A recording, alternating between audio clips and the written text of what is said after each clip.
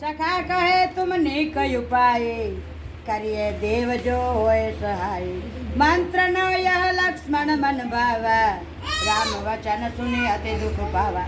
રામચંદ્રજીએ કહ્યું, હે સખા તમે ઠીક ઉપાય બતાવ્યો, આજ કરવામાં આવે.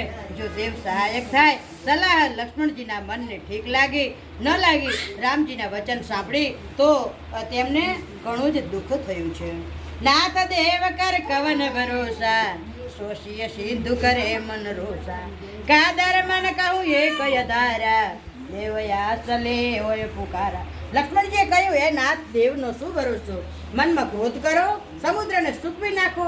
દેવ તો કાયરના મનનો એક આધાર છે.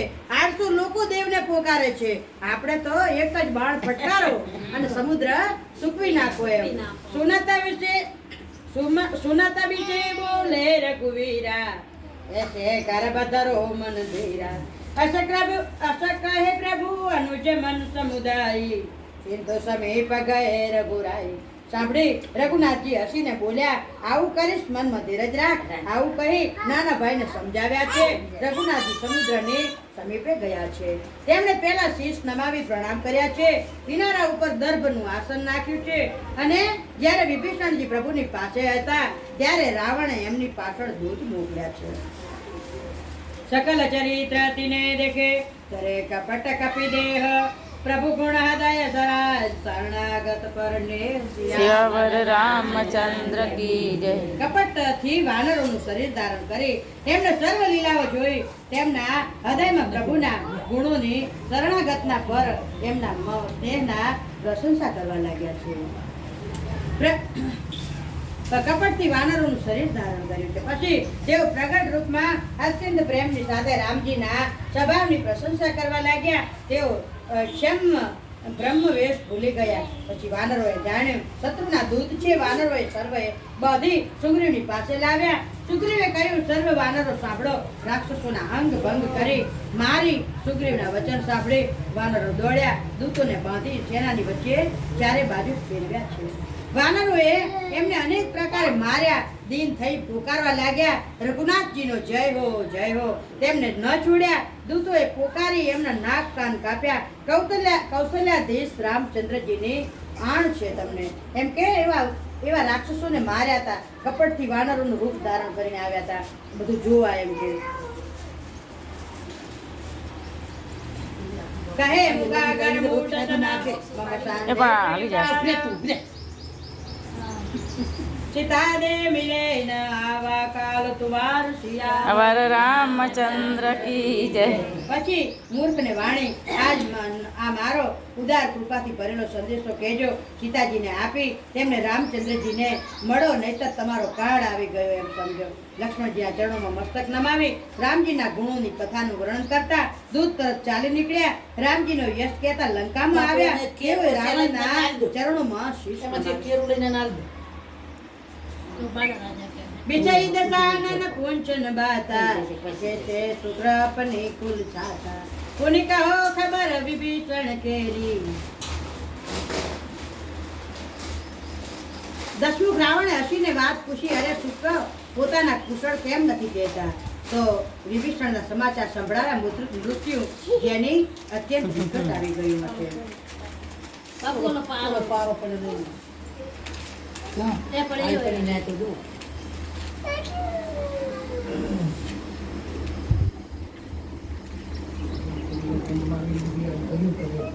બધા જ રીંછવાન સ્વાભાવિક રૂપે સુરવીર છે. માથે પ્રભુ સર્વસ્વ રામજી છે. રાવણ નહીં સંગ્રામમાં કરોડો કાળને પણ જીતી શકે છે. રામચંદ્રજીના તેજ, સામર્થ્ય, બળ, બુદ્ધિના અધિકતા અને લાખો ચેસ પણ નથી ગાઈ શકતા અને એક બાણથી સેંકડો સમુદ્રને સૂચી શકે. પરંતુ નિપુણ નિપુણતા રામજીએ નીતિના રક્ષણ માટે આપના ભાઈને ઉપાય પૂછ્યો છે. તાસુ વચન સુની સાગર પાહી માગત પાંથ કૃપા મન માહી. સુનત વચન બૈસા દશીસા જુઓ શ્રીમતી સહાય કૃત સીતા. વિભીષણજીના વચન સાંભળી રામજી સમુદ્ર પાસે રસ્તો માગી રહ્યા છે. તેમના મનમાં આવો કૃપા ભરેલી એટલે કે તેઓ સોચતા નથી. દૂતના વચન સાંભળતા રાવણ હસ્યો અને બોલ્યો, જ્યારથી આવી બુદ્ધિ છે ત્યારે તો વાનરોની સહાય લીધી છે. સ્વાભાવિકપણે બીકણ વિભીષણના વચન સાંભળી સમુદ્ર સાથે બાળ હઠ નિર્ધારી છે. અરે મૂર્ખા, જૂઠી મોટાઈ શું કરે છે? બસ મેં શત્રુના બળ બુદ્ધિનો ત્યાગ પામી લીધો છે. સચિવ સુને વિભીષણ જાકે વિજય વિભૂતિ કહા જગતા કે સુની કાલ વચન દૂત ઋષિ બાઢી સમય વિચાર પત્રિકા વાંચી. જેના વિભીષણ જેવા બીકણ મંત્રી હોય, જગતમાં વિજય અને વિભૂતિ ઐશ્વર્ય ક્યાં? દુષ્ટ રાવણના વચન સાંભળી દૂતનો ક્રોધ વધી ગયો. તેણે તક જોઈ પત્રિકા કાઢી. રામજીના નાના ભાઈ લક્ષ્મણજીએ પત્રિકા આપી છે. વંચાવી છાતી ઠંડી કર્યો. રાવણ હસી ડાબા હાથમાં લીધી, મંત્રીને બોલાવી મૂર્ખ તેને વંચાવા લાગ્યો છે.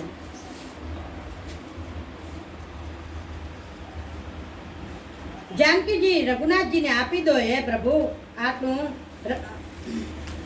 દૂતે કહ્યું, હે નાથ, અભિમાન સ્વભાવ તજી દો. પત્રમાં લખેલું છે, વાતને સત્ય સમજો, ક્રોધ છોડી દો. વચન સાંભળી અને રામજી સાથે વેર તજી દો.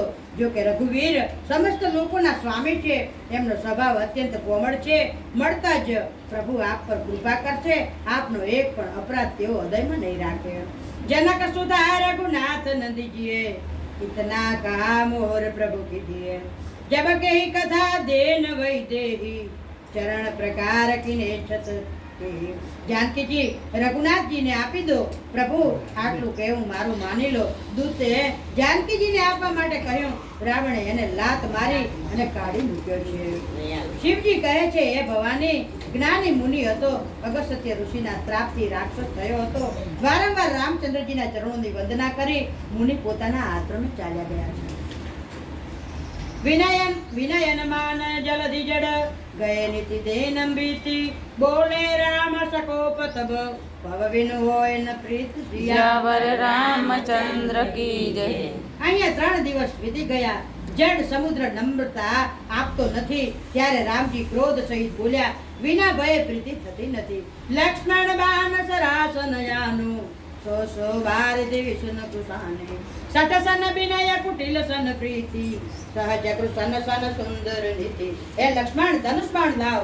આ અગ્નિ બાણ સમુદ્રને શોષી લઉં. મૂર્ખો વિનય કુટિલ, પ્રીતિ સ્વાભાવિક, કંજૂસ ને સુંદર નીતિ. ઉદારતાનો લગાવો છે. મમતા રથ સન મમતા રથ સન જ્ઞાન કહાની. આતે લોભે સન વિરતિ વખાણી. ક્રોધૈ સમ કામિની હરિ કથા ઉતરે વિજય ફલ દીધા. મમતામાં ફસાયેલા મનુષ્યને જ્ઞાનની કથા, અત્યંત લોભીને વૈરાગ્યનું વર્ણન, ક્રોધીને શમ શાંતિની વાતો અને કામીને ભગવાનની કથા. આનું ફળ આવું જોઈએ. લક્ષ્મણ, ખારા પાઠમાં બીજ વાવવાથી કોઈ, અર્થાત ખારા પાઠથી બીજ વાવવાથી આ સર્વ વ્યર્થ જ છે. અસ કહી રઘુપતિ ચાપ ચડાવા યહ માતા લક્ષ્મણ એ મન ભાવા. લક્ષ્મણજીને તો એમ જ થઈ ગયું કે મેં તો તમને તરત જ કીધું હતું, તે દિવસ કીધું હતું કે આ દરિયાની સામે ભીખ માંગવાની ના હોય, તમે તરત જ બાણ ચડાવી દો. તમને કેમ હતું? ના ના, બિચારાને બારવો નહીં. બરાબર, આવું કહી અને રઘુનાથજીએ ધનુષ ચડાવ્યું. મત લક્ષ્મણજીના મનને ઠીક લાગ્યો. પ્રભુએ ભયાનક અગ્નિનું બાણનું સંધાન કર્યું છે. સમુદ્રના હૃદયની અંદર અગ્નિની જ્વાળા પ્રગટ થઈ છે અને મગર, સર્પ, માછલીઓનો સમૂહ વ્યાકુળ થઈ ગયો. જ્યારે સમુદ્રએ જીવોને બળતા જોયા, સોનાના થાળમાં અનેક મણિયો રત્નો ભરી અભિમાન છોડી સમુદ્ર બ્રાહ્મણનું રૂપ લઈ ભગવાનના શરણે આવ્યો.